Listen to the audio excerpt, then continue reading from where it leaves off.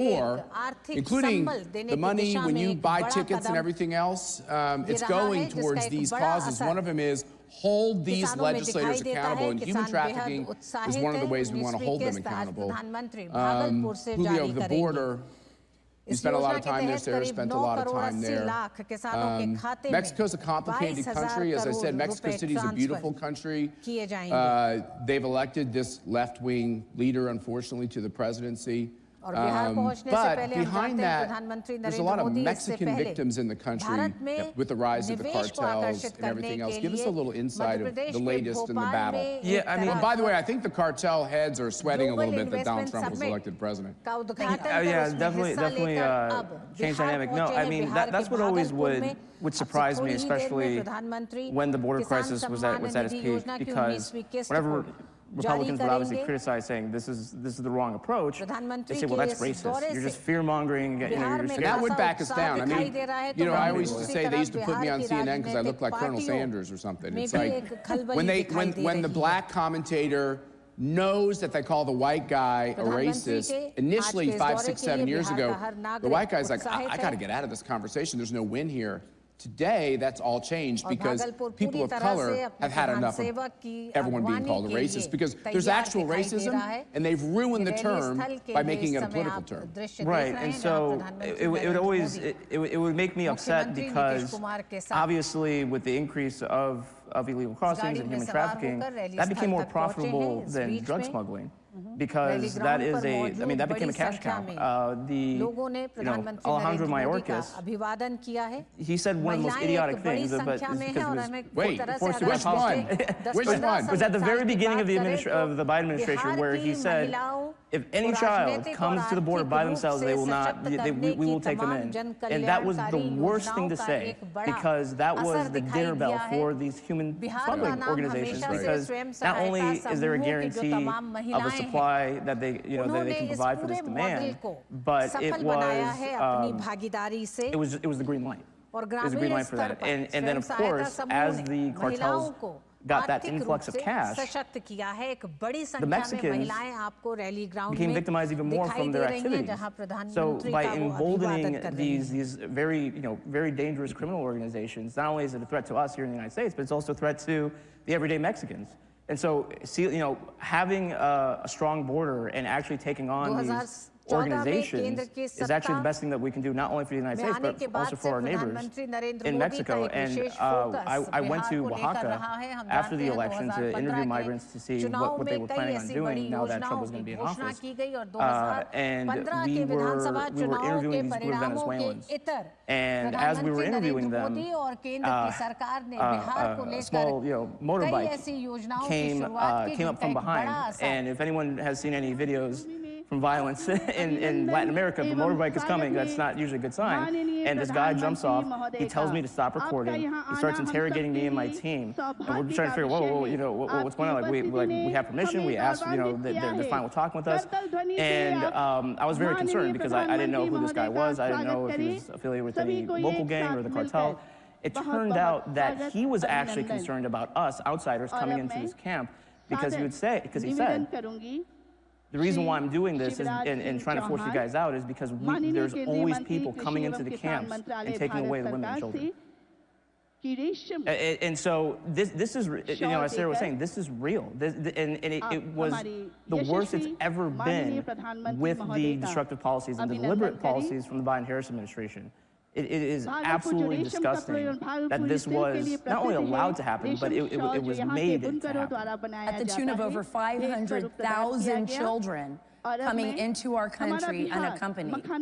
Just think of that. Over what period of time? That was during the Biden administration. So you had over 500,000 children. We don't know where they are, right? Over 300,000 were placed into homes we have no way of tracking. So we have no idea where they're at.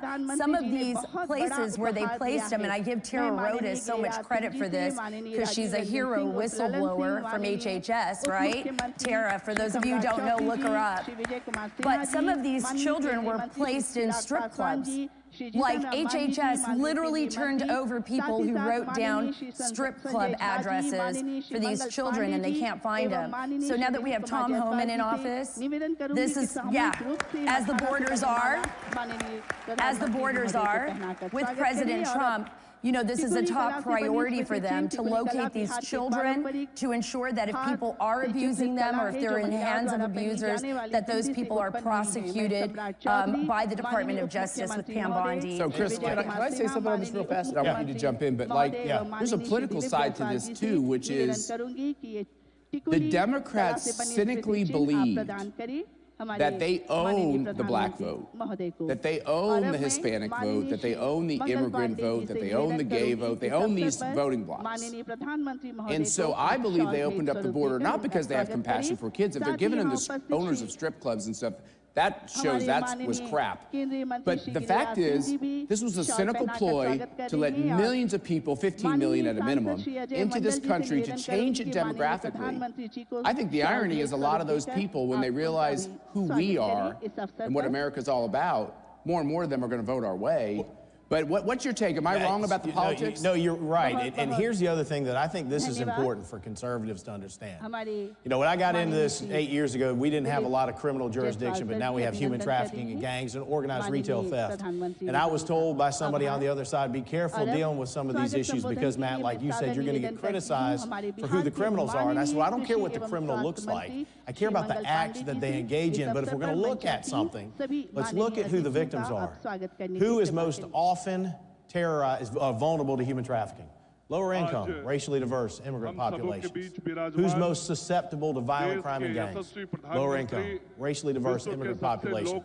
And when the woke DA won't prosecute property crimes and the CVS and the Walgreens and the Walmart has to close, which communities are most often impacted? Lower income, racially diverse immigrant. It's us conservatives that believe in the dignity, value, and worth of every human being. And we're the ones that believe no matter what your race or gender or where you're from, you deserve to be safe in this country. And we now have a president that agrees with that. And we in the state of Georgia believe in it. And it is paying dividends electorally as well. And as much as I love a good political fight, I love a good political fight more than anything else, I'd give all that up to be able to shake hands with the head of the Democratic Party and say, let's work on this together. Absolutely. It would save the lives of millions of children if they will just engage us on the idea that if you don't secure your border, you're victimizing children. Well, it's a human issue. It's not conservative, liberal, Republican. It is a human issue.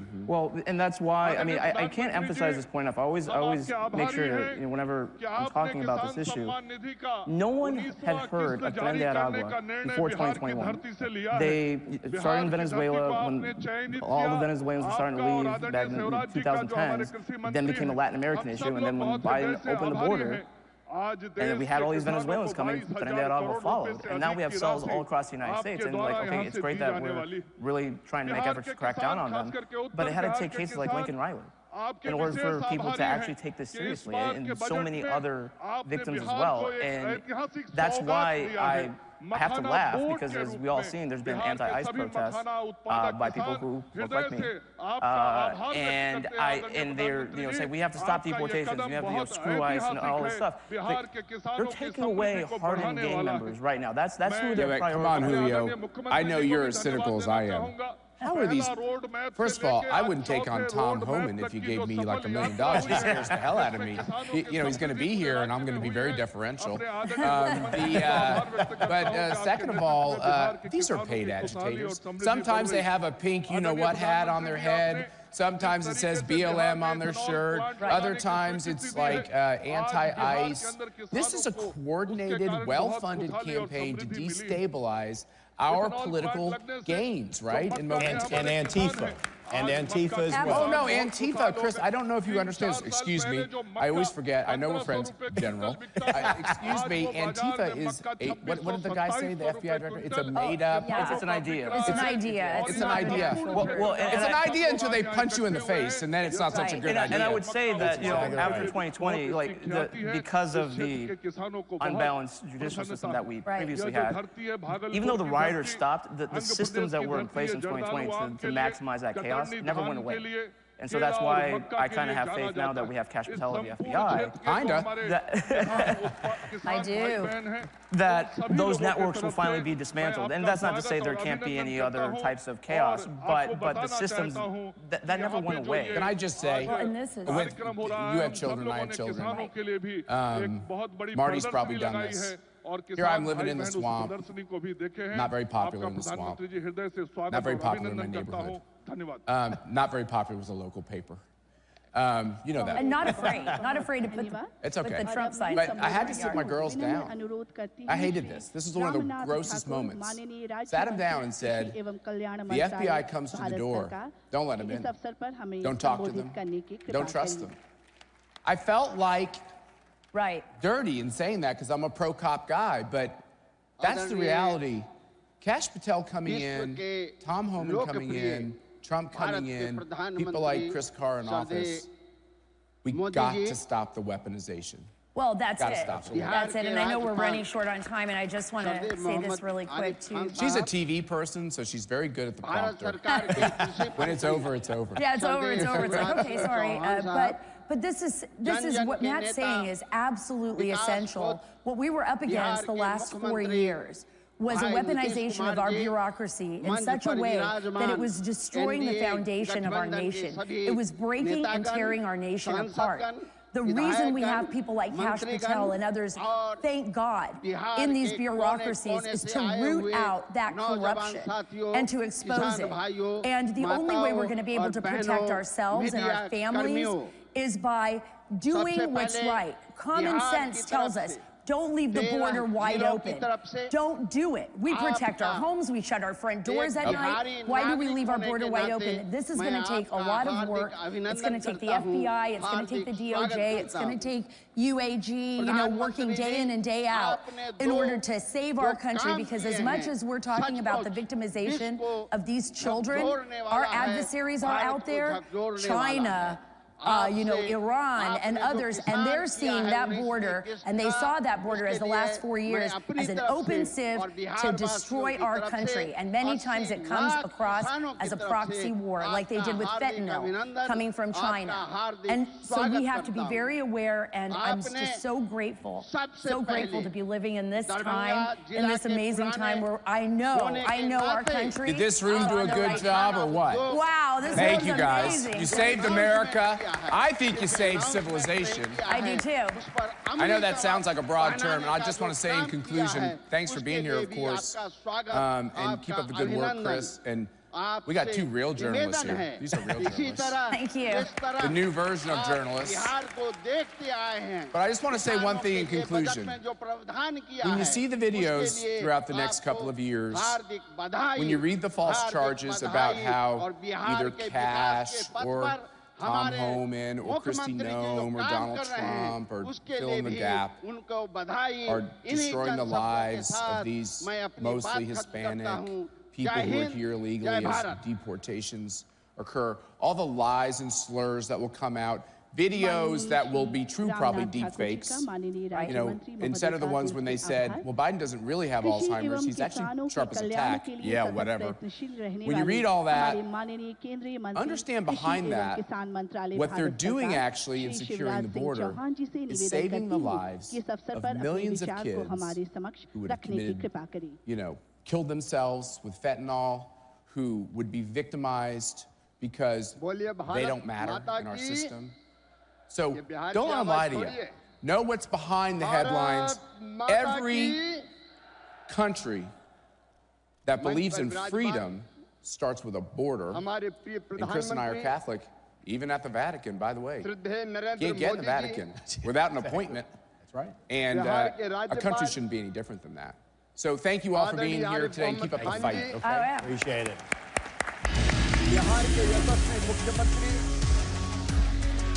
आदरणीय नीतीश कुमार जी, मंच पर उपस्थित सभी केंद्रीय मंत्री साथीगण,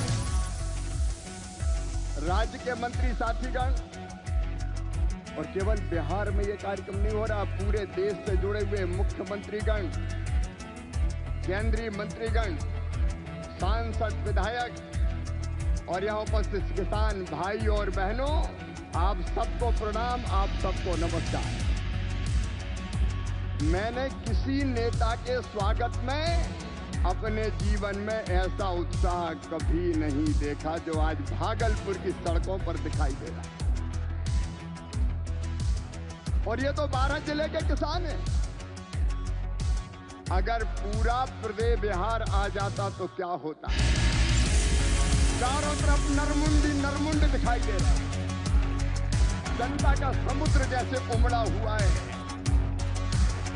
हमारे बीच लगता है प्रधानमंत्री नहीं आए, हमारे परिवार के मुखिया आए हैं, हमारे सुख दुख के साथी आए हैं, हमारे आने वाली पीढ़ियों का भाग्य और भविष्य बनाने वाले आए हैं और विकसित भारत के निर्माता आए हैं।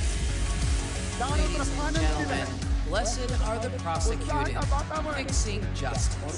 Please welcome Attorney General of Pennsylvania, Dave Sunday, Mayor of Knox County, Tennessee, Glenn Jacobs, CPAC's Nolan Center for Justice Senior Fellow, Savannah Chrisley, and your moderator, Director of CPAC's Prosecutors and Law Enforcement Advisory Council, Frank Russo. प्रधानमंत्री श्रीमान नरेंद्र मोदी जी का हृदय से स्वागत करता हूँ, अभिनंदन करता हूँ। You nailed it, thank you. What's that? I said you nailed it. I was following you, you got there. छोटे किसानों का दर्द जाना प्रधानमंत्री नरेंद्र मोदी जी ने I'll ignore the gold balls being a Georgia Bulldog myself, but thank you all for joining us today. We are honored to be here with such an important panel focused on one of the most important issues. You just heard from our chairman, Matt Schlapp, that the weaponization of government is tearing our country apart. And thankfully, in November, the voters brought an end to that damage. But unfortunately, there are still victims of that weaponization. And thankfully, there are prosecutors and elected leaders who are working to fix it. So I want to start with someone who's had to live through this weaponization. Savannah, you are well known to this audience, not just for a slightly popular show that some of us have seen on Bravo. My wife's a little jealous. Well, thank you. But also for some of the challenges your family faced when prosecutors who put politics over public safety harmed your family. Can you tell us your story? 2 years ago, both my parents went to prison for a combined 19 years. My dad got 12 and my mom got 7. This was in Fulton County, Georgia. And where prosecutors labeled us the Trumps of the South. And I spoke at the Republican National Convention, and as I like to say, I would take that as a compliment. I will be the Trumps of the South. I'll take it. But it's sad. I mean, because of that, I got custody of my 10-year-old sister and 16-year-old brother at the time. And that's when I learned to fight. That's when I learned to fight and to uncover the injustices that happened with us. There were huge Fourth Amendment violations, and the government even went to accuse us of money laundering and terrorism just so that they could access certain financial documents. And when you have things like that happen, it taints the entire case. And I tell people all the time, if you want to convict them, I'm fine with that. But do it based off of the truth. And the government shouldn't be allowed to break every single law in order to get a conviction. And our judge, too. That's a whole other story. First off, I do not believe prosecutors should have full immunity. That we have to get rid of that. People have to be held accountable. And our judge, she is the youngest African-American female appointed by Obama. And you look at her Wikipedia page, and her notable cases are ruling against Trump for mail-in ballots. She also refused to allow the victims of Hurricane Helene to register to vote late. And then my family's case. So I think you have something in common there. So you mean to tell me that the weaponization of justice actually has a face, and it's your family? It does. It's families who care about the communities they live in. And I think what's sad is we had the money to fight this.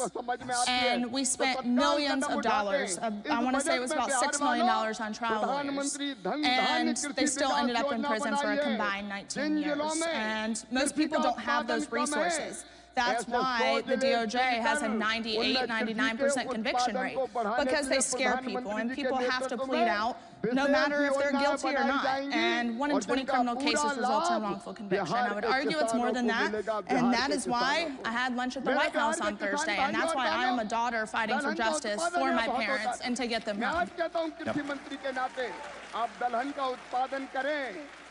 So now that we know what the problem is, we have two gentlemen who are going to have to fix it.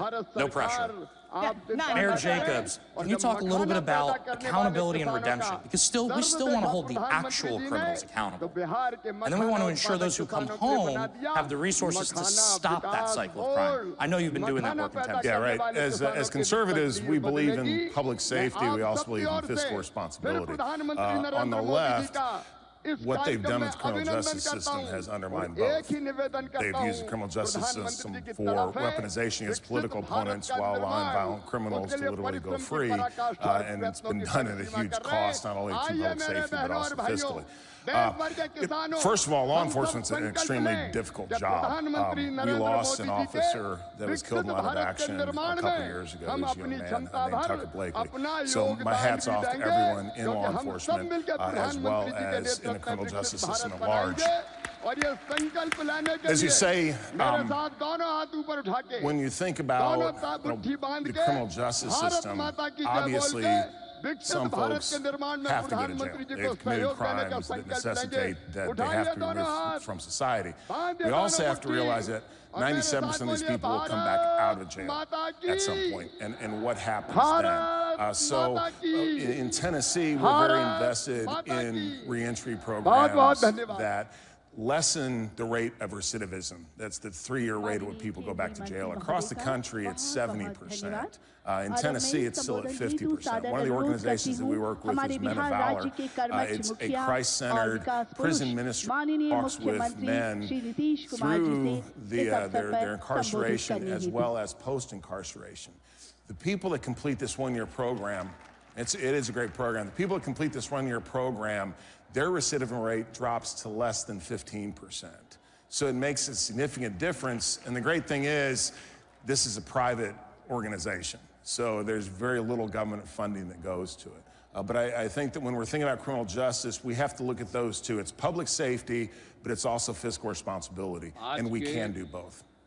I agree completely, and I think the faith element is so vital to this process. These are people we are restoring to our communities to make sure that we stay safe. Well, now we have a president that is bringing Jesus back to the center. And I think when you have that at the center, everything else falls into place. 100%. And the question I think a lot of people ask is, can you win on this message? We saw last fall, and I think one of the great successes of that cycle was the only Attorney General's race that flipped Republican. The only race in general that flipped it all was Dave Sunday in Pennsylvania, who ensured that we pushed out progressive prosecutors and brought in a conservative leader. Dave, can you talk about how this message resonated with voters and got rid of that progressive prosecutor movement that has made so many people, so many of us here, you're in Washington, D.C., or close to it, unsafe? I'll say that the best policies, I think, all come from your own personal life experience. And, I was a little bit of a knucklehead when I was a kid, and so I joined the Navy right out of high school. I came home and I worked at UPS for 8 years, all through college and all through law school.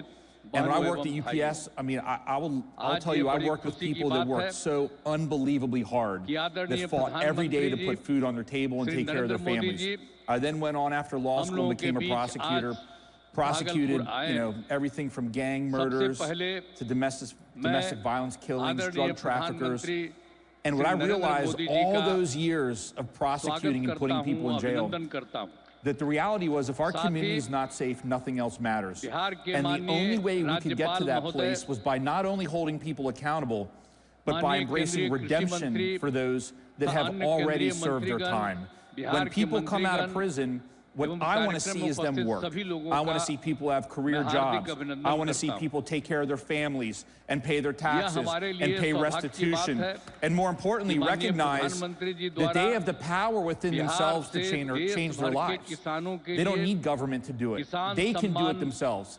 And when you apply that to the criminal justice system and work with the business community, the manufacturers associations, when you work with the faith-based community, with substance use counselors, mental health counselors, you get everybody together, then what happens is magic, and crime rates go down. And our crime rate went down almost around 45%. Our homicide rate dropped by over 80% during that time period. You know, and this is critical because success breeds success. And then other people that weren't quite sure started coming to the table. And we realized our prisons are full of people that have severe mental health illness, severe mental health illnesses. And so we tried to find a way to help them to get mental health treatment. It took the pressure off police departments because the police need to be out there doing their job and getting the bad guys, not sitting, you know, at a hospital staring at someone who's going through treatment. So my point very simply is, I wasn't sure how the community would respond to that. That's my life story and how I've handled myself. And they responded in a very resounding and positive way. And that speaks volumes, I think. Yeah. Well, I think when you speak about mental health within the prison system, there was a hearing, and the former director, Colette Peters, which I say former, thank God, she was probably the worst thing to happen to the Bureau of Prisons, and I'm saying that as a woman. When she was sworn in, she gave me hope. I was like, finally, there's a woman in power, and she let us all down. She testified, and over half the deaths in the system were due to suicide. Over half of the deaths in the system. So it shows that there is a mental health crisis, and we have to take care of that first. And I like to tout myself as kind of the James O'Keefe of the prison system, because it has been my mission the past 2 years to absolutely deconstruct them. And the things that I have uncovered are extremely damning. I mean, the corruption that goes on within these facilities, these officials should be the ones in prison. And until we hold them accountable, we're going to continue that same rat race over and over and over again. We continue to allow the political decision makers in our criminal justice system to harm those who work in it and who are forced into it, or who have to live through it because of the mistakes that they've made. I don't think there's a single cop in this room that's protecting us that wants to harass parishioners at their churches, or that wants to go into communities and harass parents at school boards, and yet that's what we have for 4 years. What does that do to a police force? What does that do? Mayor Jacobs, you have to oversee a lot of these law enforcement officers. It decimates their mental health. Demoralizing. It's demoralizing. Yeah, absolutely. And back to the mental health aspect, we've done a great disservice to law enforcement with essentially making them the mental health experts and the caretakers of folks who have severe mental illness. In Knox County, we estimate that about 35% of our daily census at our jails suffers from mental illness. And the reason is there's no place else for these folks. So you have law enforcement people who are trained to be cops, or in this case, corrections officers, and they're forced to be mental health professionals, which they're not. I was really happy. We just started a mental health court in Knox County. There's only about 300 around the country. It's a new concept in Tennessee. But basically, folks that qualify, that have mental illness, stand in front of a judge, but instead of going to jail, the judge oversees their sentence, and they have to go to counseling, they have to be on their meds and all those sort of things. But yes, that frees up police resources, because then they're no longer acting as mental health professionals. They can do the job that they're trained to do. It makes things safer for everybody. And also, you're exactly right. President Trump's First Step Act is overwhelmingly popular with Republican primary voters. So it is a winning issue. With the First Step Act, my biggest issue, I am a huge advocate for the First Step Act, but what the last administration failed to do was implement the First Step Act. And because they failed to implement it, you have the Bureau of Prisons that's asking for more money. Well, instead of asking for more money, why don't you actually implement the First Step Act, the Second Chance Act, and it could reduce, they are wasting upwards of $1 billion. I have an answer for you, because they're not concerned with public safety or fiscal responsibility. They just want to make sure that bureaucrats get more money, more power. That's why. And I think, too, taking the Bureau, I have heard, and let's hope this is right, but taking the Bureau of Prisons away from the DOJ and giving it to DHS is going to be the most brilliant move, in my opinion, because I do not believe the DOJ should be able to charge you, sentence you, and house you too. We spent 4 years with the Biden administration acting as judge, jury, and executioner. And at that pace, I think what we don't talk enough about is what did that actually do to law enforcement. In my hometown of Roswell, Georgia, we lost an officer 2 weeks ago, the first one in 40 years. We've talked a lot about the problem and there are real consequences. The good news is there is a solution, and that solution was delivered by all of you in November. And I'm excited, Dave, for you to talk a little about how we're going to keep communities safe now that you have a federal government that supports law enforcement, supports the rule of law, and thanks to Kash Patel, Pam Bondi, Kristi Noem, and others, is going to actually start solving these problems. You deserve to be safe. Dave, I know you're part of that solution because the voters sent you in Pennsylvania to solve this. They did. I mean, I ran on if our communities aren't safe, nothing else matters, and it's something that I believe in my heart. I mean, when you look at the challenges facing us right now, if you think about, I mean, millions of times a day someone online is trying to get to our children. Every single day, all day long. We have an aging population in America, and every single day, millions of times a day, people are trying to steal our seniors, you know, the money that they saved up throughout the course of their life. And I don't care if it's $1 or $1 billion, they earned it, it's their money, they can do with it what they want until the day they die. And I find it, and so when you add on the technology right now with AI, it's become so complex. Drug trafficking has become complex.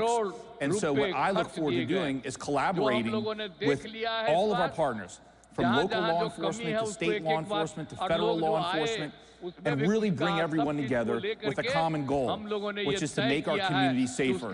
That's to get fentanyl off of our streets. I mean, that's to get go after the organized crime, these gangs that are shooting up our cities, and hold them accountable and put them in prison. The data shows that when you get the right people in prison, the right people, okay, crime goes down astronomically. And so you have to use precision policing, targeted prosecutions, and you have to do it in a manner that's fair and that's safe and that's constitutional. And at the end of the day, that's how we'll make our community safer. Mayor, you have now the keys to solving a lot of these problems within your own city. You've actually seen the successes and talked about it. What should people here know and take back to their communities? What should this audience be telling their local officials when they go to town halls? And yes, that's me asking you to take a challenge. You should go to a town hall. It's cold in Alexandria, Virginia. I still go. I hope y'all do too. Can you tell them what message they should be bringing to their elected officials? It ain't rocket science, okay? This is not. You get the violent criminals off the streets, make sure that the people that are going to reenter society have a pathway to do so successfully. And that's pretty much it. That's all so many of these issues. And the justice system should never be used for political purposes. Justice is supposed to be blind, and for the past 4 years, it's had a target on certain individuals because of politics, and that's absolutely. In fact, of all the things all the horrible things that happened under the Biden administration, and there's a lot of them, all right? I think that was the worst thing, because a politicized, weaponized justice system, that is literally the definition of a banana republic, and we were this close to slipping into that. Yep. Savannah, I'll ask a similar question. What can people know about your story? How can they make a difference and impact? And how can we get your family out of this nightmare and back to the rule of law in our society? Yeah, for me, I believe bad people go to prison. That's just what I think as a kid is ingrained in you. And that is so far from the truth. These men and women are going to enter back into society. And I believe that God put us on this earth to love people and love people well. And let's not forget about those men and women that are incarcerated, who maybe need an additional hand, who need a little help, who need people to believe in them. Because right now we have a very hopeless system. And there's nothing more dangerous than a hopeless person.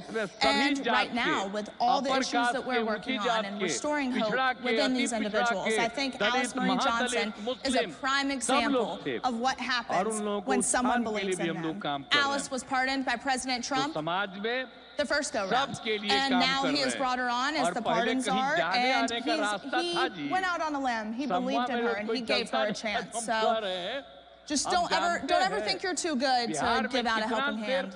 Makes a lot of sense. I think communities of all backgrounds came together to support President Trump. And the reason is, there's one thing that binds this room together, is we care about public safety. We care about the rule of law.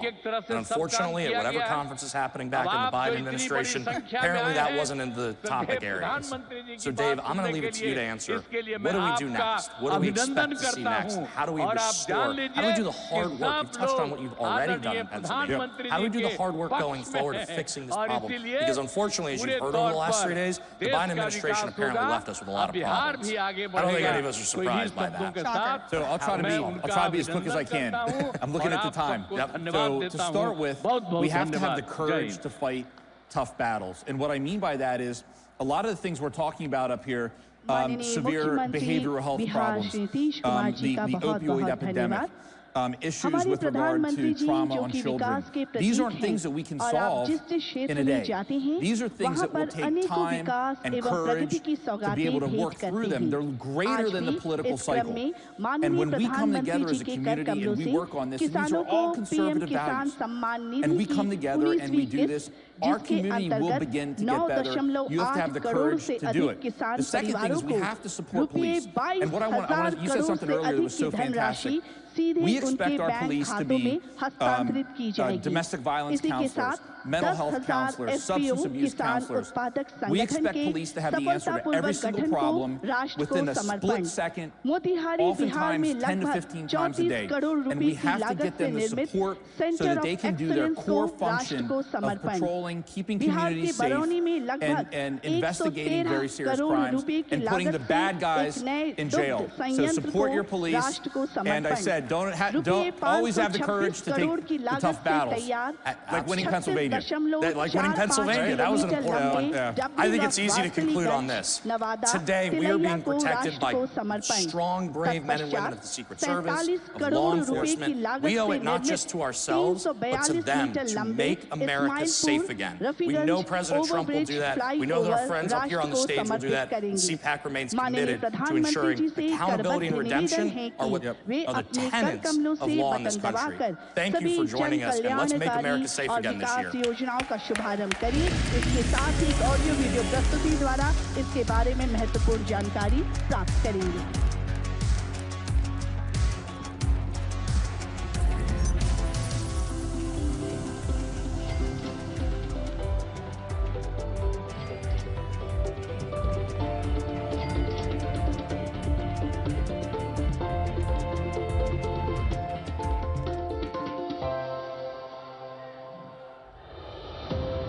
America is under attack.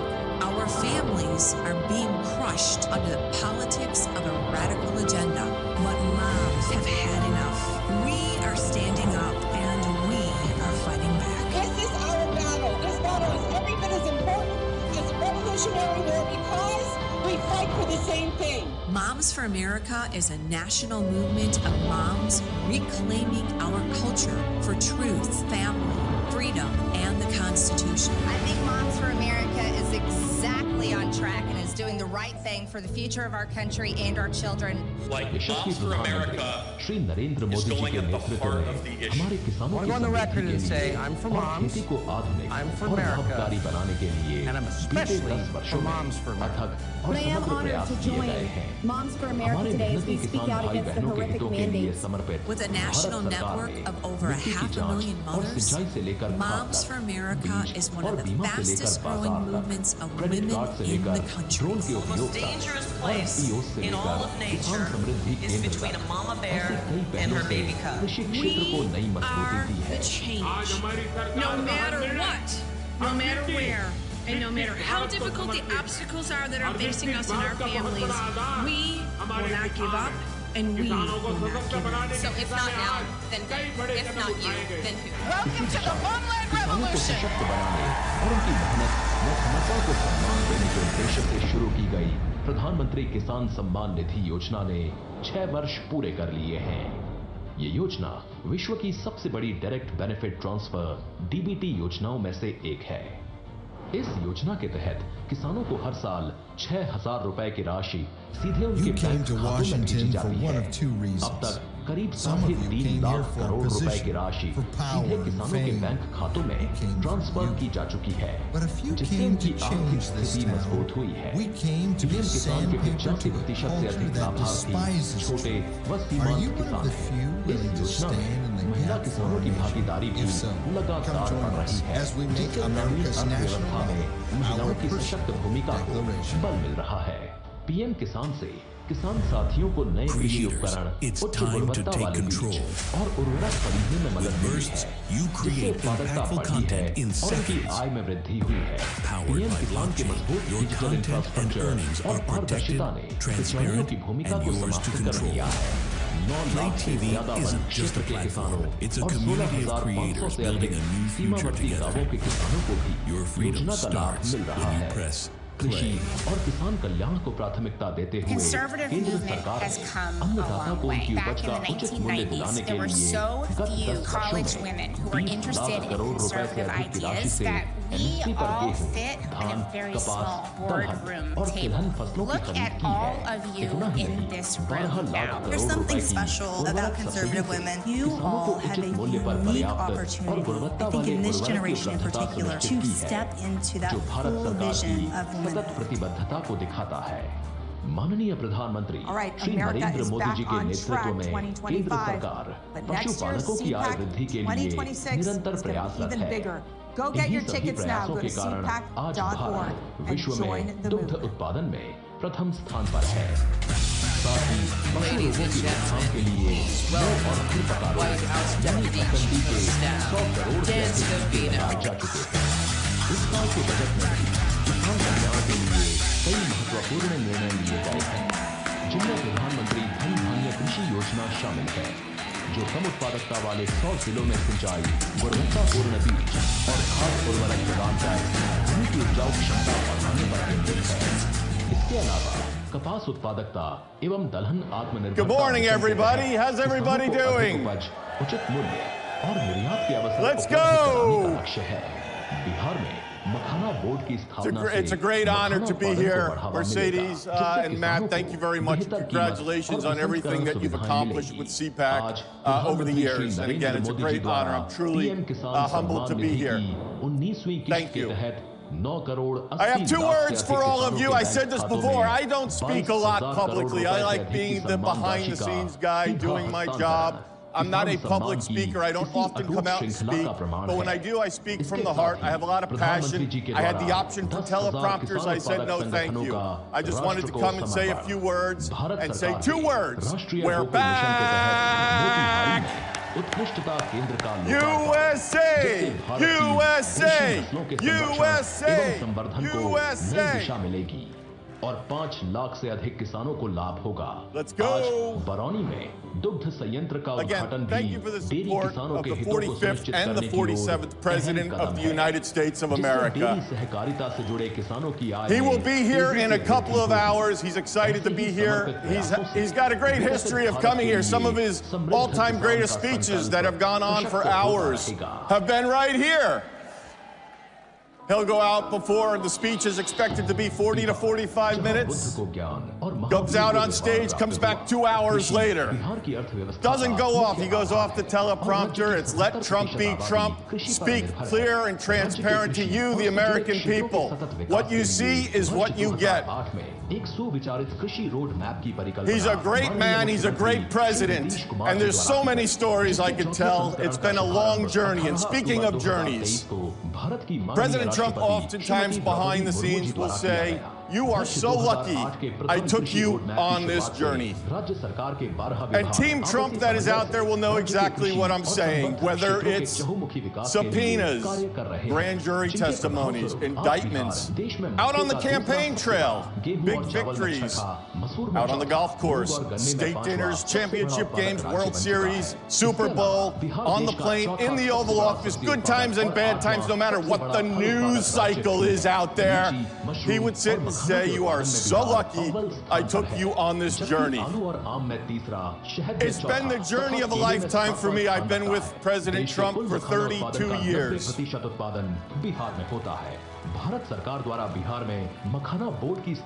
I started caddying for him back when I was 15 years old. I caddied, I worked in the bag room, and this real estate mogul came up to Westchester County, New York to buy a golf course.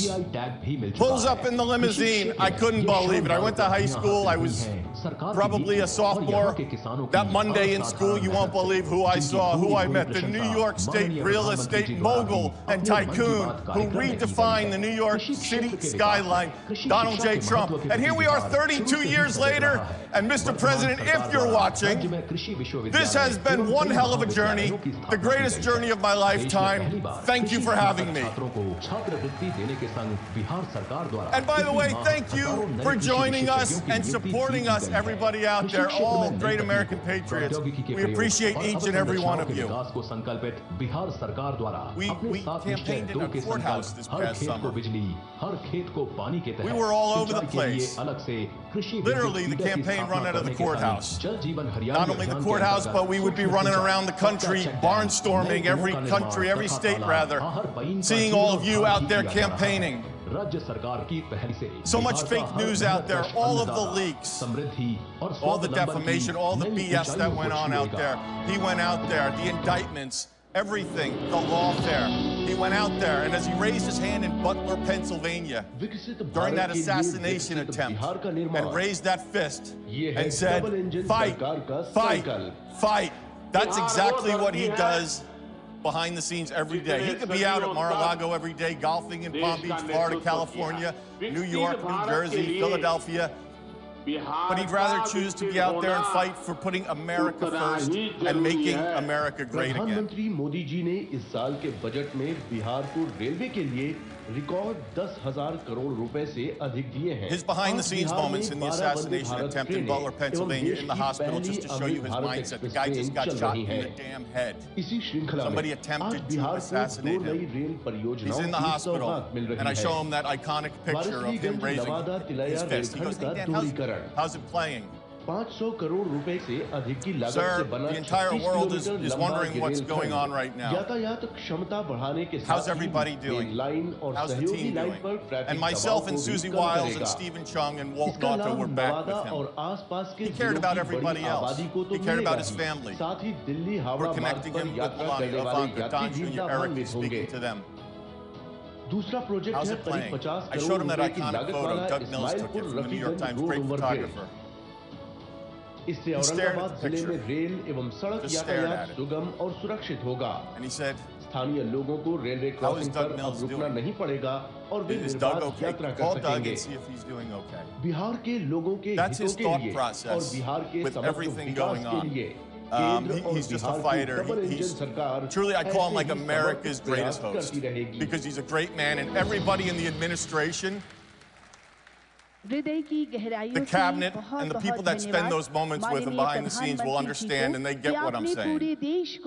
He just loves America. He loves people. He's just a happy-go-lucky guy, and the guy works his ass off from 5 in the morning till midnight. The guy barely sleeps, and trust me, I know from the phone calls and the messaging and things that we would put out on social media and platforms. But to be in the hospital with everything shot in the head, and he's worried about everybody else. A few hours later, we went wheels up. I believe we went back to New Jersey that evening. He was on the plane joking with all of us on the plane to make us feel, I mean, we were all, to this moment, to this day, and none of us will ever forget it. He cared about all of us on the plane, trying to make us all feel better and lift us up. And ladies and gentlemen, that is your 47th President of the United States of America.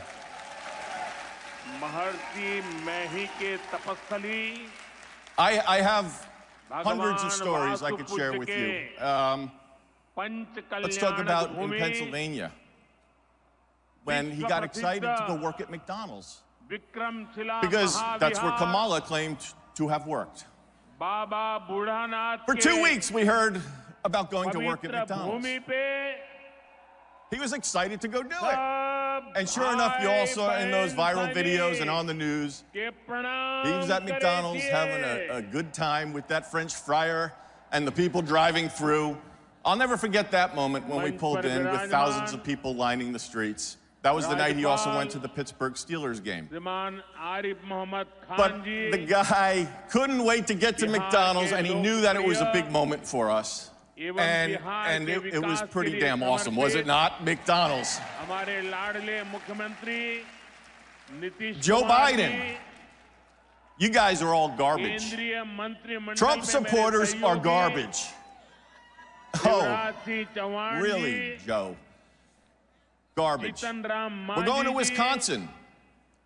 And the team, Justin Caparelli, give him a lot of credit with regards to being on the plane. We're heading out to Wisconsin, and he comes up and he says, Mr. President, we can have a garbage truck upon arrival on the tarmac. I mean, what a campaign. What a campaign. Oh, sir, and by the way, before we went wheels up, I have an orange vest for you to wear. If you want to wear it, you go wear it off the plane. Give me that vest. Let's put that vest on. He puts the vest on the plane. We're still flying. He's being brief. We're going to land. There's going to be a garbage truck upon our arrival. It's going to say Trump 2024 on it. And sure enough, an hour and a half, 2 hours later, we land the plane. We look out the window, and there's the garbage truck being escorted to the motorcade. And there's the president sitting with his orange vest on, just looking out the window like this. I mean, just total classic and priceless. He gets off the plane, he wears the vest into the garbage truck, right? Great moment. But then he wore it in the motorcade to the rally. Then we get to the rally, he meets Brett Favre, who endorsed him. Backstage, taking photos and clicks, laughs, good times. He's getting ready. We're feeling good because this election's coming up. Where's the garbage vest? Out onto the stage. I don't know if you heard the stories of why he wore it, but he thought he looked rather trim in it. And so he's sitting, looking in the mirror. I look rather thin in this. I look very trim. I look good. He wears the orange vest out. Hour and a half rally, comes off stage, walks back out. Time to get in the motorcade to go back to the plane, right? You take the vest off, right? He wears the orange vest into the motorcade. He said, I'm not taking this off till we get on the plane. He kept the vest on the entire time. That was a big moment for us when we were all garbage. It was like that deplorable moment. We're all sitting backstage saying, here's the moment. I could go on all day, but I don't have that much time left. We're very grateful for you. There's so many times that the president is just so grateful for the support he sees out there on social media. I mean, we won the election in an electoral landslide, swept all 7 swing states. And we not only have the 45th president and the 47th president of the United States, we got a great president who's going to put all of you first. He's going to fight, fight, fight, and he's going to continue, and his legacy will go down as one of the greatest presidents of all time. And together, everybody in this room, with your support, we're going to make America great again. God bless each and every one of you, and thank you for having me. Thank you. Thank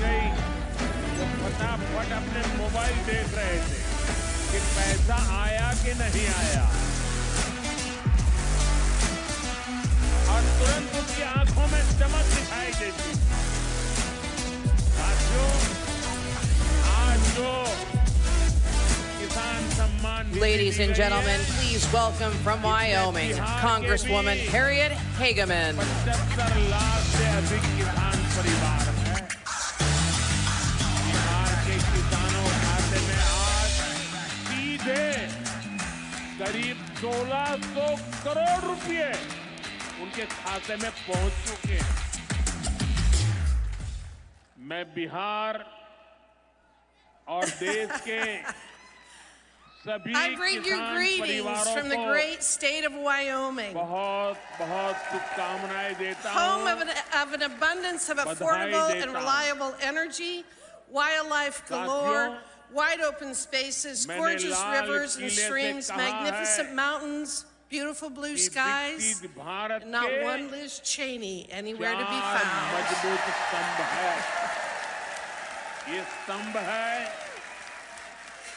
In 2024, Wyoming provided President Trump with his largest margin of victory of any state in the nation, and we are so proud of the job that he is doing. We are ecstatic that he is exposing and eradicating the massive government waste, fraud, and abuse that we have known for decades has been happening, and yet no one before would do anything about it. We are overjoyed that he has tasked Elon Musk and his team with overseeing DOGE, using their skills to implement what may be the closest thing to zero-based budgeting we will ever see in the federal government. We are thrilled that he recognizes that we are a government of, by, and for the people, and that its primary purpose is to protect the homeland and secure our God-given rights and freedoms. It is quite apparent that the Democrats long ago stopped caring about the concerns of working-class people. The truck drivers, farmers, airline employees, miners, custodians, and construction workers, among others. And they paid for such neglect by being shellacked in the last election. But far be it for them to undertake a legitimate self-assessment of their policies and ideas. They are instead engaging in kabuki theater while standing in front of government agencies, screaming their opposition to everything good and just generally making fools of themselves. The agencies that they have chosen for their performance art are telling, are they not? The Department of Education, a $270 billion woke monstrosity that has presided over the steady and unrelenting decline of public education. And USAID, a $50 billion anti-American purveyor of ideology so toxic that even the bureaucrats who worked there knew they had to hide their programs so that they could continue to fund such things as transgender comic books in Peru, so-called sex change operations in Guatemala, and anti-Israeli rappers. By now, everyone has heard about the crazy things USAID and other bloated and unnecessary bureaucracies have spent our money on, and we are rightly infuriated. But there is more to this story than bureaucrats and leftists attempting to out-crazy each other, and it is critical that we understand the full picture, in part to ensure accountability, but to also understand how these actions, this overwhelming misdirection of assets, this radical anti-humanist agenda has weakened us here at home and allowed our so-called political leaders to ignore their primary responsibility to our citizens. In short, this obsession with pushing the woke agenda has real-world consequences and has caused real-life suffering. The way that I often describe it is that a government that does things that it should not be doing becomes incapable of doing those things that it should. What we can describe as the social and economic reality of opportunity costs. And it is this phenomenon that I, as the chairwoman of the House Anti-Woke Caucus, want to make sure people understand. We are not just dealing with stupid comic books and radical anti-American leftist policies. We are also dealing with an obsession that has become so all-consuming to those on the other side that the toll in human suffering and property destruction cannot be ignored. As a devastating example, let's look at the recent California wildfires.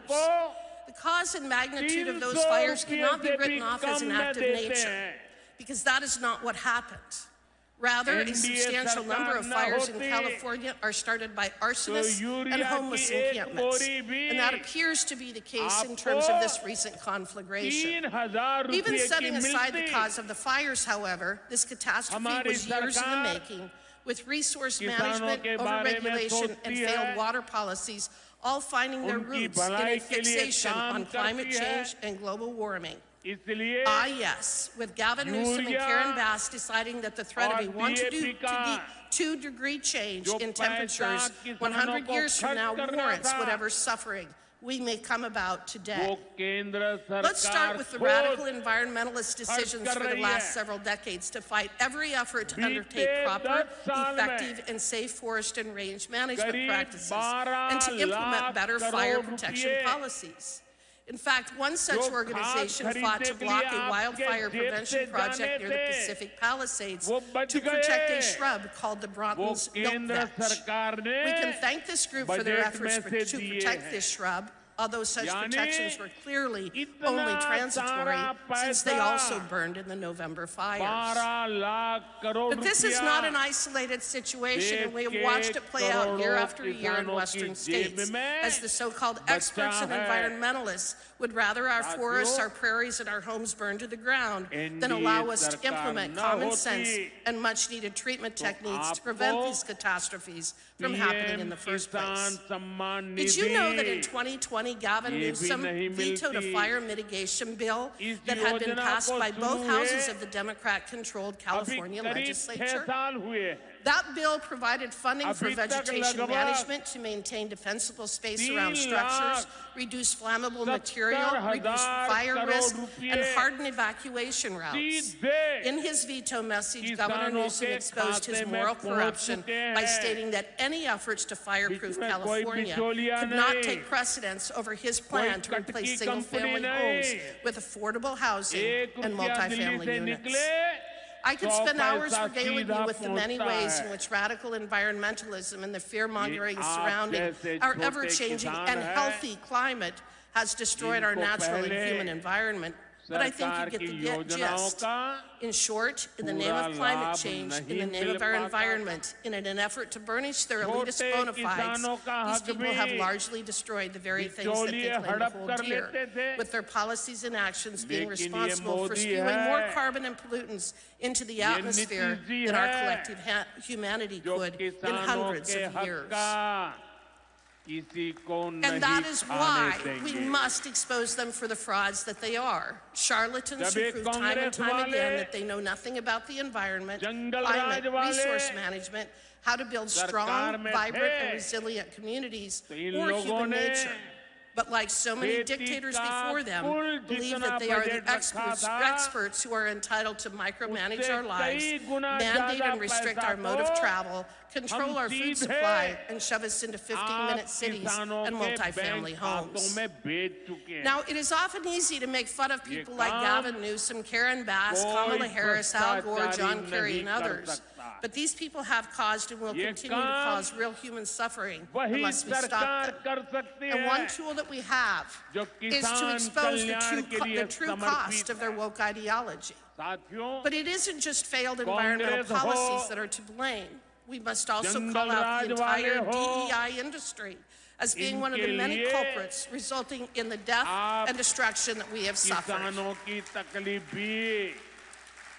First, as I mentioned earlier, California's wildfire problem is largely man-made, with the homeless population and arsonists being responsible for well over 50% of all of the fires.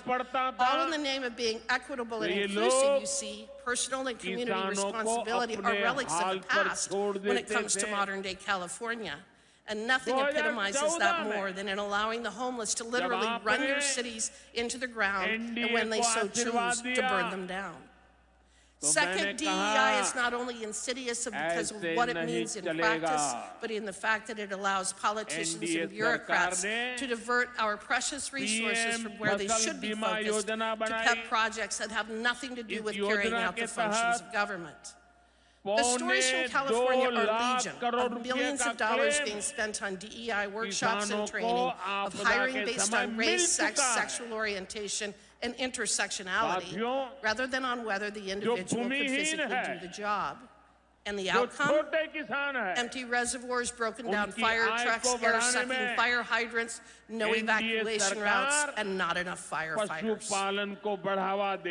DEI is a disastrous concept in theory and wholly destructive in practice. It undermines faith in our institutions and allows unelected and unaccountable bureaucrats to redirect hundreds of billions of dollars into programs that we don't want, don't need, and that ultimately destroy everything that we hold dear.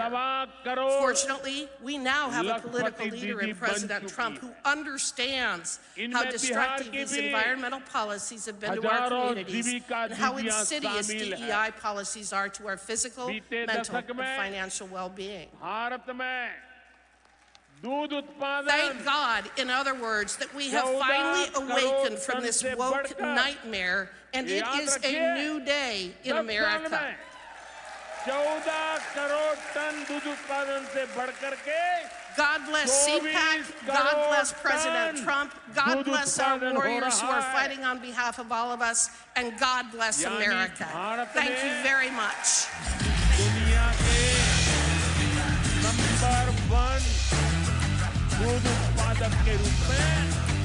अपनी भूमिका को और सशक्त किया।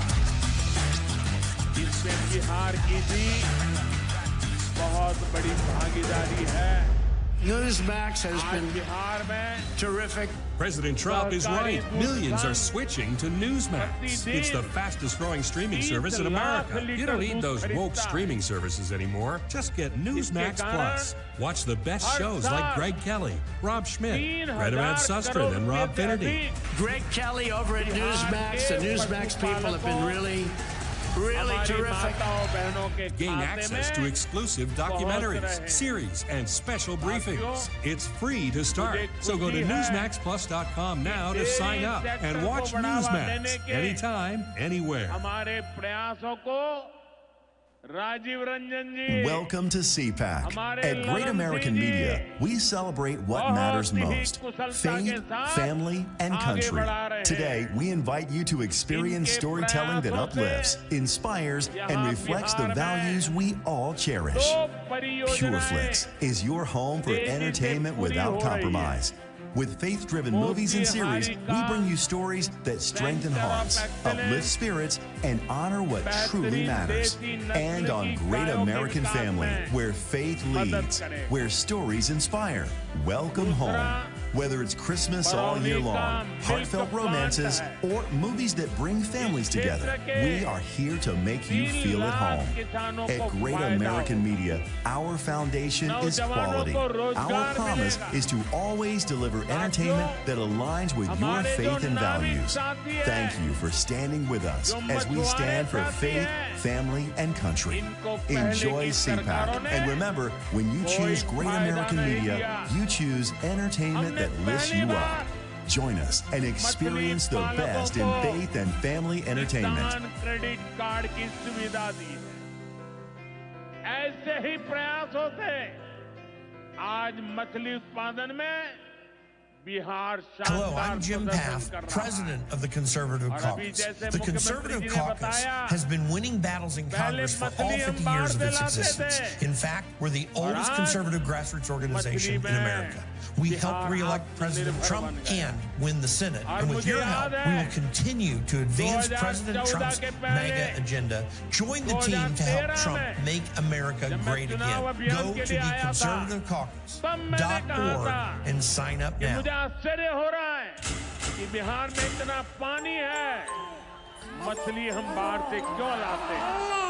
आज मुझे संतोष है कि बिहार के लोगों की मछली की जरूरत बिहार में ही पूरी हो रही है।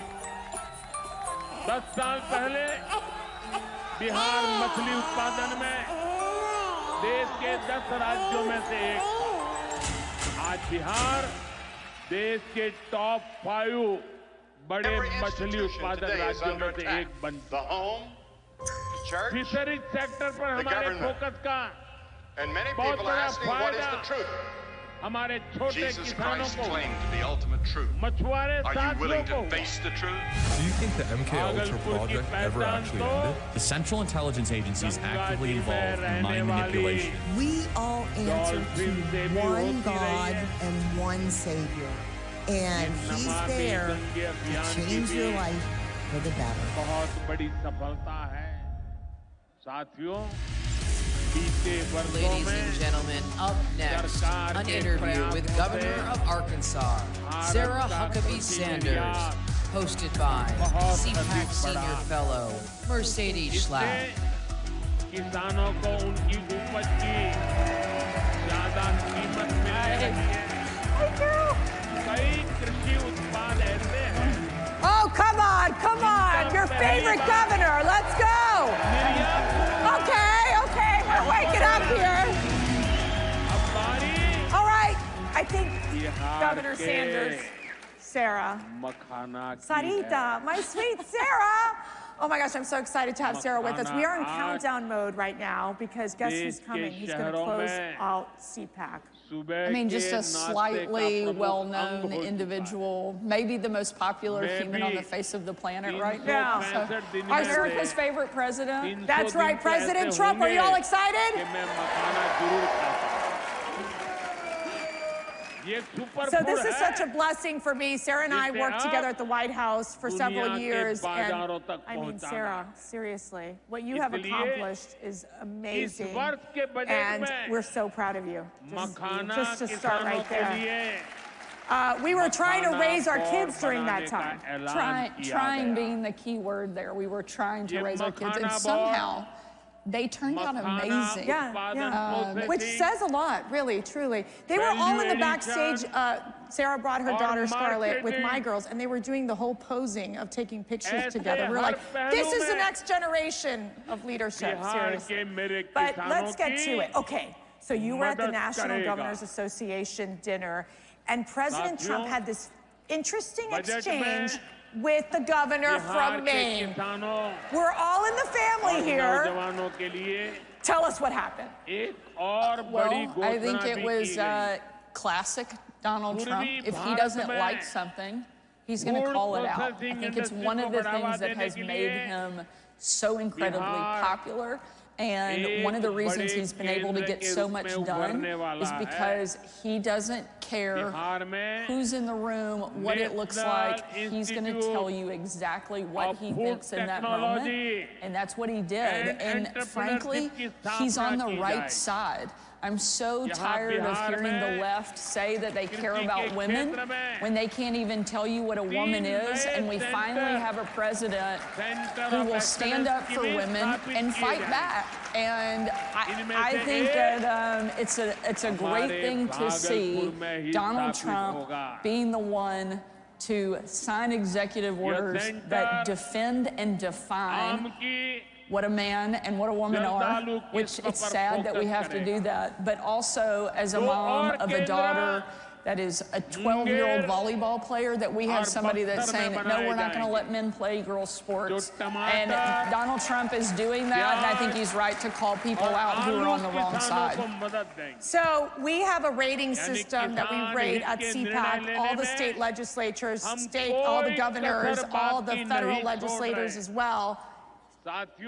Governor Sanders has ranked the top conservative governor in America. The top, #1. And I know partly is because we're related, but Sarah, tell us about, you're in the middle of the legislative session, you have so much going on, you've been in office now, and what are you planning to accomplish this legislative session? What do you think the people of Arkansas really want and what they're focused on? We're working on that, and President Trump is very quick to remind us on that every time I see him. But what we've really focused on is bringing conservative principles back, and everything from opening up universal school choice. We were one of the first states in the country to do that. Starting next semester, every single student in Arkansas will be able to choose where they go to school, and their parents will be empowered to make that decision. And I'm really proud we were one of the leaders of that.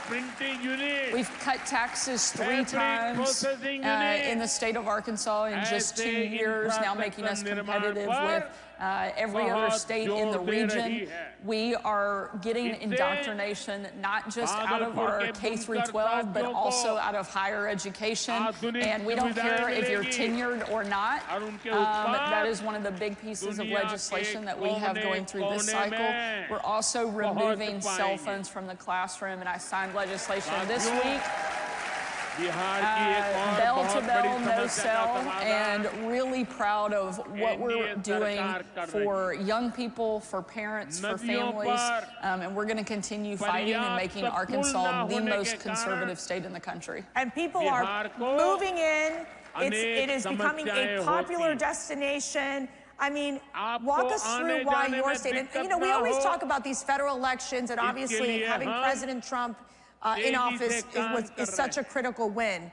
But these states are just as critical as well, because we meet people from California who talk about how horrific it is to live under Democrat oppression. Let's just call it what it is. And here we have a perfect example of what you're doing in Arkansas to be that blueprint for other states. What's your advice to other governors, especially Republican governors, that are trying to do the same? And we talk about conservative principles, but these are American principles of being pro-family, pro-economic prosperity, pro-safety. Well, one of the big differences now is we actually have a partner in the White House instead of somebody we have to fight every single day. I got to see Lee Zeldin yesterday. He's the new head of the EPA. I said, I'm just glad we have somebody there that we don't have to sue every single week, and we can actually work with to get things done.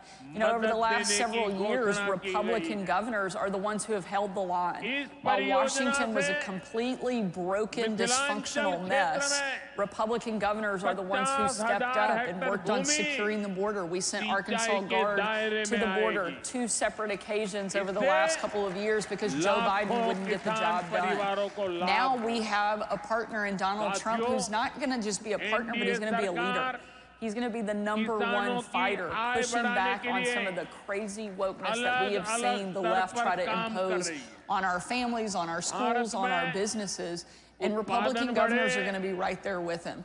We're going to make sure that our schools do not become indoctrination factories for the left. We're going to make sure that you can run your business the way that you want to, and that you can raise your kids the way that you want to, as it was intended in this country. And I'm proud of the work we've been able to do. Arkansas is now the #1 state in the country that people are moving to. It's not Texas, it's not Florida, it's not Virginia, it's Arkansas. So if you don't live there yet, we're ready for you to move and call that your home. We're the #1 state for economic growth. We're the lowest cost of living. We are booming on all fronts, and it's because we're implementing good conservative policy that lets you live your life without constant government intrusion. And that's something we're proud of and something we're going to continue to do in our home state. Gosh, wouldn't she make a great vice presidential pick in 2028? I think so. I do. I do. Sorry, Sarah, you don't have to respond to that. Okay. I'm not. Very happy to be in Arkansas. Okay, maternal health, you're providing funding. I really want you to talk about this problem, this crisis you discovered in your state, how you're solving it, because it's not only impacting states like Arkansas, but other states as well in the South. Walk us through what you're doing there. You know, one of the things that I think is so important for the pro-life community is that we don't just focus on the baby when they're in the womb, but it's what does that look like after, and making sure that we are actually fighting for kids every single day. And that's something that's really important in our state. We had about 10% of moms in Arkansas that were never seeing a doctor until they were in labor. That's unacceptable, especially when they have that access to care. They just weren't taking advantage of it. We know that healthy moms make healthy babies, so we've invested heavily in making sure that those women get the care that they not only need and deserve, but they know that their life and their child's life has value. And it's something that we want to protect at every single stage. And so we're investing heavily in the maternal health problem in Arkansas, and something that we're going to expect to see a dramatic impact and dramatic results just in a short amount of time. So we've seen President Trump right now, where he's been in office for 32 days. It feels like it's been like 10 years that he's been in office. It's so remarkable to watch the amount of work he's been able to accomplish. Now, as us, the Trump 45ers, is that what we are? Yeah. Okay. Makes us sound older than we are. Makes us sound so old. Help me figure out here. Like, I'm watching this and going, I'm amazed. I'm amazed. It is so different from what our experience was at the time. Give us that comparison of what you're seeing, and also what advice you're giving to this next administration right now. Look, I can't say enough good things about the president and his team and what they're doing. You know, we used to joke that you aged in dog years during the first administration because it was like 7 at a time. And so we haven't aged, not a bit. Well, we didn't, but it was the most intense, most, I think, polarizing, difficult time that we've seen probably in political history in a very long time. During Trump's first administration, nobody expected him to win. And when he did, they weren't happy that he was here. Then they saw what life was like under a Trump administration, and they had a chance to see what life was like without Trump in the White House, and they didn't like it very much. And so now that he's back, people want to see him doing exactly what he talked about on the campaign trail. They want a strong economy. They want somebody who will secure the border. They want somebody who's going to take China on. He was the first president in my lifetime that actually called China out and is holding their feet to the fire. I was the first governor in the country to kick China out of our state, off of our farmland, and impose a fine on it. We know that's popular. And it was because of Donald Trump that we were empowered to take those type of strong actions. We have a president who's going to make our allies actually respect us and our enemies fear us. It's a total opposite of what we saw over the course of the last 4 years. You know, we joke at the speed of which Trump is moving. They always have heard the moniker that we wish that government could move at the speed of business. Well, he's redefining that all over again. There's the speed of government, there's the speed of business, and now there's the speed of Trump, which is unlike anything I've ever seen. And he's doing so much so fast, they don't even know how or where to attack him this time. And so I hope that he can keep up this pace. I've never seen anybody with the level of energy that he has. As you know well, it was not surprising that we could get a phone call from the president at midnight, 1 a.m., asking us to do a laundry list of things and then calling us back a couple of hours later at 4 or 5 in the morning and saying, "Did you get all that done?" I'm like, "No, I didn't." But he doesn't sleep. He doesn't expect anybody else to sleep either. And he has more, he's almost twice my age and he has twice my energy. But it's because he loves this country. And he did not need to run and take this job on, but America needed him to be willing to do it. And anyone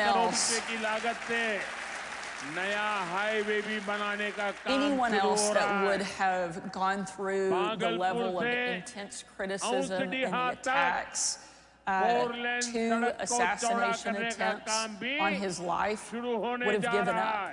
But this is a president who I think that only emboldens him more. The more they come after him, the stronger and tougher he gets, and the more he comes back ready to deliver for the American people. And I love getting to see him with this mandate and with this level of excitement for his presidency, because he deserved it the first time and he didn't get it, and now he's getting it and he's winning, and because he is, America's winning. So I love always getting the insider information. So there would be times, this is so funny, we'd literally get, our first meeting was like 7 o'clock in the morning, I can't remember. It was so early in the morning, we're half asleep, and before you know it, they'll be like, President Trump had tweeted something out at 2 or 3 o'clock in the morning. So we would all look at Sarah and we'd be like, "Okay, Sarah, this is what he said. What are our talking points?" I mean, that's how it was. I mean, it was so really learning on the job too. So now that you've transitioned from being, the president's spokesperson, the press secretary at the White House, into being the governor of the state, how does that feel? I mean, how is it so different? It's really different when you're the one sitting in the chair and it's your name on the paper to sign legislation or an executive order. There's a different weight and responsibility that comes with that. But I could not be more thankful for the experience that I had in the White House, because I learned so much from the president. One, never back down, never stop fighting, and always do what you think is right, and the rest of it works itself out pretty well. And that experience, I think, gave me such great perspective.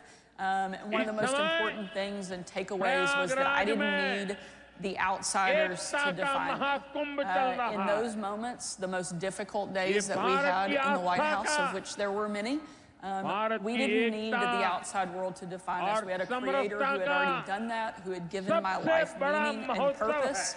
And my job is to believe that and try to live up to the path that he laid for me. And if I do that, the rest of it, whether it's in the White House, my house, or the governor's mansion, gets really simple after that. And so proud of what we've been able to do, and glad that I got to do it alongside some of the most amazing people on the planet. You're gonna make me cry. Sarah would get up every time we'd go into her office. She would have her scripture open every day. Every day. It's what guided you. Every day. Otherwise, I'm not sure we would have survived. I would agree. And I'd come in with my holy water, you know. The Protestant, the Catholic, we're all in it together, okay? So I just want to get this question in real quick because, you know, Doge has been a phenomenon. It's been a phenomenon in the federal government. But you have like pre-Doge. We started something we called Arkansas Forward. It was a project to go in, look at government efficiency, waste, fraud, and abuse. Just within the first 6 months, we've already identified at least $300 million in savings, which is big for Arkansas. Our budget's $6 billion. And so for us to identify that level of savings already that we're implementing, and some of it was as basic as getting rid of old phone and fax lines that haven't been in use in years. We will now save the state of Arkansas $1 million a year, just eliminating things like that. If we can do that on an Arkansas small state level, I can't imagine what they're going to continue to be able to uncover through Doge and the amount of savings and waste, fraud, and abuse they're going to be able to get rid of. It's an exciting thing to see. So, Sarah, what inspires you every day? My family. I have my daughter's here, so I'll cry when I talk about my kids. I have the three most amazing kids, Scarlett, Huck, George. They're 12, 11, and 9. My husband is incredible. He has the patience of Job because he is married to me. And I know I'm not an easy personality, so... You're easier than you think. You're wonderful to work with. But I have an incredible family that loves me no matter what, and my kids are perfect reminders of everything that's at stake, everything that's matters and is important in the job that I do. And I don't mean the job as governor. While that is a big role and one I love and I'm proud and honored to have, there's no more important and bigger task that I have than being a mom. And so I take that really serious and trying to do the best I can to deliver for my kids. So my call to action to you all is that you pray for Governor Sanders and her family, because it's really hard to raise a family, be in the public eye, and do the incredible work that you do. And what is your call to action to our CPAC family? To keep fighting.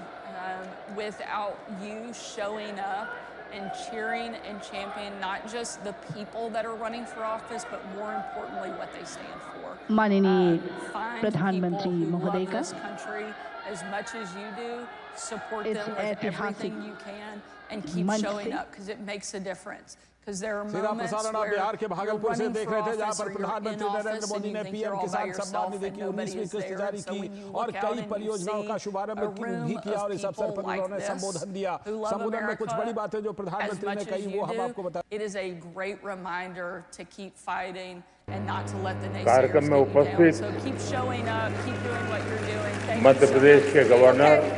We love our governor, Sarah Huckabee Sanders. मुख्यमंत्री श्री मोहन यादव जी, अन्य सभी महानुभाव, देवी और सज्जनों, सबसे पहले तो मुझे यहाँ आने में विलंब हुआ, इसके लिए आप सबकी क्षमा चाहता हूं।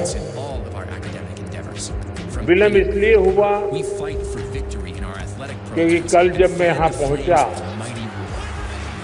तो एक बात ध्यान में आई कि आज 10वीं और 12वीं के छात्रों की एग्जाम है और उसका समय और मेरा राजभवन से निकलने का समय क्लैश हो रहा और उसके कारण संभावना थी कि सिक्योरिटी के कारण अगर रास्ते बंद हो जाए तो बच्चों को एग्जाम देने के लिए जाने में कठिनाई हो जाए और ये कठिनाई न हो। बच्चे सब एक बार अपने एग्जामिनेशन सेंटर पर पहुंच जाए, उसके बाद ही मैं राजभवन से निकलूं, ऐसा मैंने सोचा। उसके कारण मैंने निकलने में ही 15-20 मिनट लेट कर दिया और उसके कारण आप लोगों को जो असुविधा हुई इसके लिए मैं फिर से एक बार क्षमा मांगता हूं। साथियों, राजा भोज की पावन नगरी में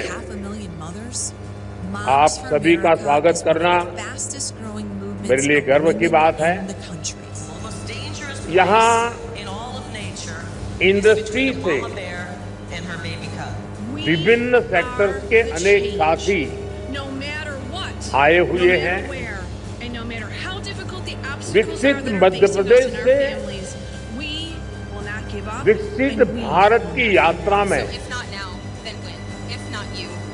आज का ये कार्यक्रम बहुत ही अहम है। इस भव्य आयोजन के लिए मैं मोहन जी और उनकी पूरी टीम को बहुत बहुत बधाई देता हूं।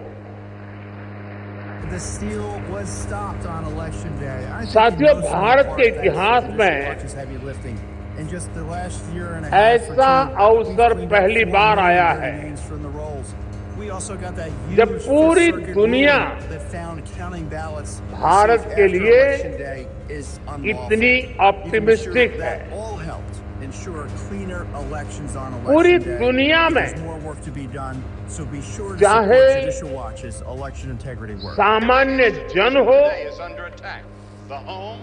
अर्थनीति के एक्सपर्ट हो, विभिन्न देश हो या फिर इंस्टीट्यूशन, सभी को भारत से बहुत आशाएं हैं। पिछले कुछ हफ्तों में जो कमेंट्स आए हैं वो भारत में हर इन्वेस्टर का उत्साह बढ़ाने वाले हैं। कुछ दिन पहले ही वर्ल्ड बैंक ने कहा है भारत आने वाले सालों में ऐसे ही दुनिया की फास्टेस्ट ग्रोइंग इकोनॉमी बना रहेगा। OECD के एक अहम रिप्रेजेंटेटिव का कहना है future of the world is in India. कुछ ही दिन पहले क्लाइमेट चेंज पर UN की एक संस्था ने भारत को सोलर पावर की सुपर पावर कहा था। इस संस्था ने ये भी कहा कि जहां कई देश सिर्फ बातें करते हैं, वहीं भारत नतीजे ला करके दिखाता है। हाल ही में एक रिपोर्ट आई है, इसमें बताया गया है कि ग्लोबल एरोस्पेस फर्म्स के लिए कैसे Bharat hace apenas un mes dije en एक el foro de Davos बेहतरीन que supply creo que chain के estamos रूप में atravesando उभर un रहा punto de है। inflexión en nuestra historia.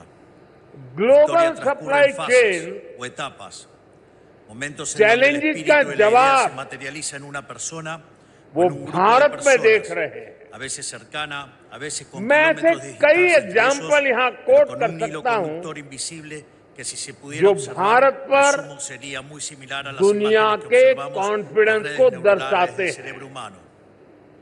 ये Hoy confidence estamos precisamente en uno de esos momentos Bharat en los के que la historia con हर राज्य H का भी mayúscula confidence está cambiando su बढ़ा curso. रहा है। Estamos viendo en tiempo और real आज el destino del mundo ये bifurcarse हम मध्य hacia un प्रदेश nuevo की इस camino, global distinto summit del में lugar भी al que nos estaban llevando las élites देख del रहे हैं, establishment político de nuestros महसूस países. कर रहे हैं। De la misma manera, साथियों, मध्य प्रदेश पॉपुलेशन के हिसाब से de la misma manera que en la década Bharat del का 30 se podía vislumbrar que fifth la llama de la largest libertad state se है। estaba apagando y que comenzaba un MP nuevo cambio de servidumbre para la agriculture के humanidad, मामले hoy में finalmente podemos decir Bharat que के la era top del के Estado राज्यों में omnipresente ha terminado. Minerals के हिसाब से भी एमपी देश के टॉप 5 राज्यों में Hoy है। somos testigos de un momento en el que la MP larga marcha को del Estado sobre el individuo está जीवन llegando a su दायिनी fin. Me refiero, por मां supuesto, al colapso Narmada del का modelo आशीर्वाद colectivista, भी el प्राप्त है। amanecer de una nueva era de libertad. MP Nos hemos में preparados para este momento y हर creo que वो genuinamente que संभावना estamos है, dando una batalla crucial para el futuro de la हर humanidad. वो potential है जो MP को GDP के हिसाब से Pero भी como siempre digo, solo se देश puede obrar de के forma top eficaz 5 si el राज्यों में ला diagnóstico desde el सकता que है। uno parte es el correcto. Hay que साथियों, entender dónde estamos parados, a qué nos बीते enfrentamos 2 para poder दशकों saber में cómo llegar a donde queremos. Madhya Pradesh ने transformation का नया A दौर lo largo de देखा todo el है। mundo, las sociedades occidentales se enfrentan एक a un समय mismo था problema y a un mismo enemigo. जब यहाँ Una clase बिजली, política que extrae cada vez más पानी recursos a los की ciudadanos बहुत a सारी través de दिक्कतें impuestos, थी। con el fin de implementar un modelo de law expansión and order estatal की स्थिति ilimitada. तो और भी खराब थी। ऐसे हालत में Una clase política con यहाँ complejo de इंडस्ट्री Dios का que विकास pretende regular cada aspecto बहुत de la vida de la मुश्किल gente, था। haciendo honor a una de las बीते máximas del 2 fascismo de दशक Benito में Mussolini. Dentro 20 del साल Estado में todo, fuera del Estado nada, y मध्य nada contra el प्रदेश Estado. के लोगों के सपोर्ट से Hemos यहाँ की llamado a esta clase BJP política सरकार el ने Partido del Estado. गवर्नेंस पर Una casta फोकस extendida किया। cuyos miembros, más allá de 2 diferencias दशक superficiales, पहले तक comparten लोग la idea fundamental del avance del Estado MP sobre la में sociedad. निवेश करने से Son todos डरते थे। aquellos que por interés económico o convicción आज ideológica o incluso MP cierto idealismo ingenuo investment trabajan के para los लिए intereses del Estado. देश के राज्यों Los medios de से comunicación tradicionales, सब oligarquía राज्यों में oligarquía sindical, टॉप los के empresarios राज्यों में उसने prebendarios, अपना स्थान los बना burócratas लिया। permanentes, no electos, y en consecuencia intrínsecamente जिस irresponsables, एमपी las में कभी organizaciones mal llamadas no gubernamentales, खराब que hacen el सड़कों trabajo के sucio de कारण los políticos, las instituciones académicas बसें que तक proveen el प्रॉपर marco नहीं चल teórico para पाती la थी, expansión estatal, los organismos आज supranacionales y todos los que de Bharat alguna की manera EV pertenecen a la gran revolution secta के del colectivismo leading mundial. States में से एक है। जनवरी Y por 2025 supuesto, तक esto incluye a los partidos करीब políticos tradicionales, que sin 2 importar su lakh color, electric coinciden en la vehicle tesis fundamental que más MP Estado में siempre es register mejor. हुए। En Argentina, por ejemplo, ये teníamos करीब un sistema político 90% compuesto por unas growth 50 है। sombras de socialismo. En Estados Unidos ये existía दिखाता la ilusión है de bipartidismo de un partido कि demócrata MP que marcaba la agenda, आज un partido manufacturing republicano के incapaz de नए enfrentarlo sectors hasta la के लिए llegada del भी presidente Donald एक Trump. शानदार डेस्टिनेशन बनता जा रहा है। और मैं मोहन जी को बधाई देता हूं, उनकी टीम को बधाई देता हूं कि उन्होंने इस वर्ष को उद्योग और रोजगार वर्ष के रूप में मनाना तय किया है। साथियों, बीते दशक में भारत ने Curiosamente, इंफ्रास्ट्रक्चर के बूम का दौर देखा है। मैं कह curiosamente, सकता el हूं presidente Trump इसका बहुत बड़ा फायदा porque la tarea que tenemos por delante, el desafío que tenemos por delante, no es para políticos tradicionales que han vivido toda su vida del sistema. जो देश के दो बड़े शहरों को जोड़ रहा que no है, está comprometida por los vicios del sistema y que sabe que es más importante el cambio que el poder por el poder mismo. यानी एक तरफ एमपी को मुंबई के पोर्ट के लिए तेज कनेक्टिविटी मिल रहे हैं, दूसरी तरफ नॉर्थ इंडिया के मार्केट को भी ये कनेक्ट कर रहा है। आज मध्य प्रदेश में de que el avance del Estado equivalía 5 lakh kilometre अधिक का रोड नेटवर्क है। implicaba un acto de justicia social ante la MP supuesta के injusticia de la industrial libertad. Corridor El rol del Estado era llevarnos a una Modern utopía igualatoria expressway से mediante la जुड़ creación रहे। sistemática de supuestos nuevos derechos यानी que obviamente debían ser financiados por MP los में pagadores de impuestos. Logistics से जुड़े sector की तेज Es growth justamente en el तय centro de है। este esquema que se encuentran los políticos, साथियों, los principales beneficiarios Air de este modelo de connectivity expansión की बात ilimitada करें। del Estado. Esos que hacen यहाँ de vivir de Gwalior otros por la fuerza un estilo और de vida. Jabalpur airport के Depositarios de poderes y privilegios que serán la terminals envidia de को cualquier भी monarca de la historia. Expand No किया importan गया las peleas televisivas ni la supuesta और हम diferencia यही नहीं partidaria. रुके हैं। Todos trabajan para el mismo Dios. MP El का siniestro, जो एक बड़ा personificación rail en la tierra, network el है, leviatán del que hablaba Hobbes. उसको भी मॉडर्नाइज किया जा रहा है। एमपी में रेल नेटवर्क का Por eso, salvando algunas particularidades 100%, propias de cada nación, 100% todos los que estamos किया aquí जा tenemos चुका una है। misma misión: quitar el Bhopal poder के al partido del Estado y devolvérselo a Rani la sociedad. Kamlapati railway station की तस्वीरें आज भी सबका मन मोह लेती हैं। इसी तर्ज पर एमपी के 80 रेलवे स्टेशनों को Amrit Bharat Es station decir, scheme के Como तहत decía Albert Nock, que modern describió बनाया जा en su रहा libro है। En nuestro el enemigo el Estado, que el साथियों, poder social fue progresivamente बीता arrebatado दशक y trasladado al Estado por la fuerza. Bharat के Nuestro लिए objetivo es hacer el camino energy inverso, sector की aumentar del poder del ciudadano y quitarle el unprecedented poder al growth कर Estado. रहा है। खास तौर पर ग्रीन एनर्जी को लेकर भारत ने वो कर दिखाया है जिसकी कल्पना तक मुश्किल थी। Afuera. बीते 10 वर्षों में करीब $70 बिलियन यानी 5 ट्रिलियन रुपये से अधिक